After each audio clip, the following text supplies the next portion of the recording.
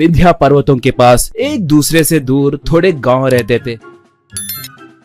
वहाँ पर भी एक मल्टीनेशनल कंपनी ने फूड डिलीवरी सर्विस का आरंभ किया। एक बार उस कंपनी के मालिक दिनेश ने अपने वर्कर्स को समावेश किया। उनसे दिनेश, देखिए भाई लोग, मैं कभी आप लोगों को मेरे वर्कर्स के जैसे नहीं देखा। मैंने आपको अपना परिवार समझा। आज से हम विंध्या पर्वतों के पहाड़ों पे मौजूद गाँव पे भी लोगों को खाना पहुंचा रहे हैं। जो भी सही समय पे खाना डिलीवरी करेगा उसे इनाम देंगे। देरी से फूड डिलीवरी किए तो उन्हें फाइन भी डालेंगे, कहकर चला गया। तब अपने दोस्त रामू से डिलीवरी बॉय सोमू, देखा इसकी नौटंकी, कह रहा है हमें परिवार के जैसे देखता है। इसका मुंह, हम रोड पे चलते हुए जा रहे तो कम से कम कार में बिठाता भी नहीं, मगर बातें बड़े बड़े करता है। शहर में के लोगों को बिगाड़ा, बस नहीं है क्या, अब गांव के लोगों को भी बिगाड़ने के लिए देख रहा है, कहा। रामू तब, यार तू पहले ही बहुत बड़ा आलसी है, मजबूरी में तुम्हें यहाँ पर आना पड़ा। बेचारे, मुझे मेरी नहीं तुम्हारी फिक्र है, तुम कितने दिन नौकरी में रहोगे कहकर सोच रहा हूँ, कहा। सोमू तब, देखो अगर वो साइंटिस्ट भाटिया मुझे समय पर तनख्वाह देता तो मुझे यहाँ पर आना नहीं पड़ता था,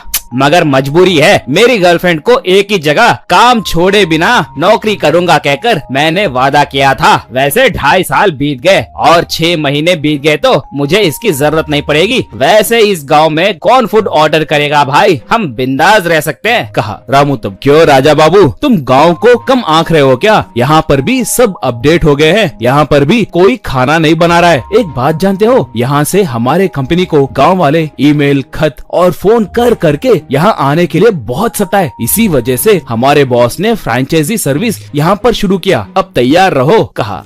अगले दिन से रामू और सोमू वालों को बड़े तादाद में फूड ऑर्डर्स मिलने लगे। थोड़े लोग साइकिल पे और थोड़े लोग बाइकों पे ऑर्डर देने लगे।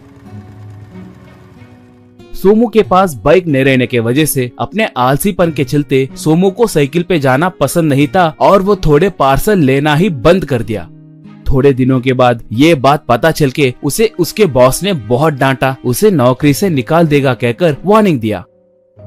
इससे सोमू अब विवश होकर साइंटिस्ट भाटिया के पास जाकर अपने समस्या के बारे में बताया। भाटिया तब, क्यों, अपने गर्लफ्रेंड के लिए मेरे पास काम छोड़कर चले गए ना? आलसीपन से काम करना मुश्किल होकर अब मेरे पास आए हो क्या? मैं तुम्हारी मदद नहीं करूँगा। वहाँ पर थोड़े सामान है, चाहे तो तुम खुद कुछ उपयोगी चीज बना लो। कहते ही एक दिन सोमू बहुत मेहनत करके वहाँ पे मौजूद चीजों से एक उड़ने वाला जेट पैक को तैयार किया।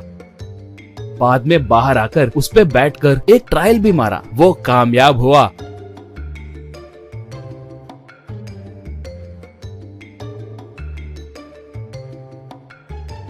बस उस दिन से सोमू उस जेट पैक पे ही ऑर्डर लेकर पहाड़ों पे भी उड़ते हुए जाकर, कोने कोने में रहने वाले गांव को भी उड़ते हुए जाकर ऑर्डर देने लगा। ऐसे सोनू अकेला ही 80% ऑर्डर लेकर जाने लगा था।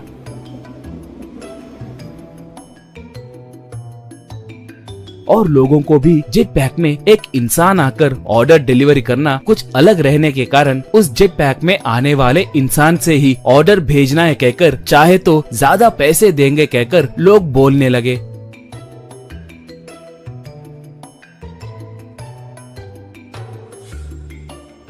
ऐसे थोड़े दिनों के बाद सोनू एक सुपर डिलीवरी बॉय जैसे अच्छा नाम कमाया। इससे दिनेश आश्चर्य में पड़ गया। उसके काम को पास रहकर देखा। बाद में वो सोमू को सारे डिलीवरी बॉयज के हेड के जैसे उसे प्रमोशन दिया। सोमू बहुत खुश हुआ। ये देखकर उसके सहकर्मचारी तालियां मारे। बाद में कार के पास आए दिनेश से उसका मैनेजर, सर, सोमू बहुत बड़ा आलसी है ना, आपने उसे ये काम क्यों सौंपा? पूछा। दिनेश तब, उसमें आलसीपन के साथ साथ समझदारी भी है, इसलिए काम करने के लिए उसने आसान तरीका ढूंढा और कामयाब भी हुआ। हमें कामयाबी को पहचान कर प्रोत्साहन देना चाहिए, नहीं तो वो मेरे मुकाबले कल दूसरी एक कंपनी खोल सकता था। मैं वो टेंशन नहीं लूंगा, कहा। सोमू के वजह से उस इलाके में रहने वालों को जेट पैकों में फूड डिलीवरी करना शुरू किए। सोमू को कामयाब होते देखकर सोमू के गर्लफ्रेंड के पिता दोनों की शादी बड़े धूमधाम से किए।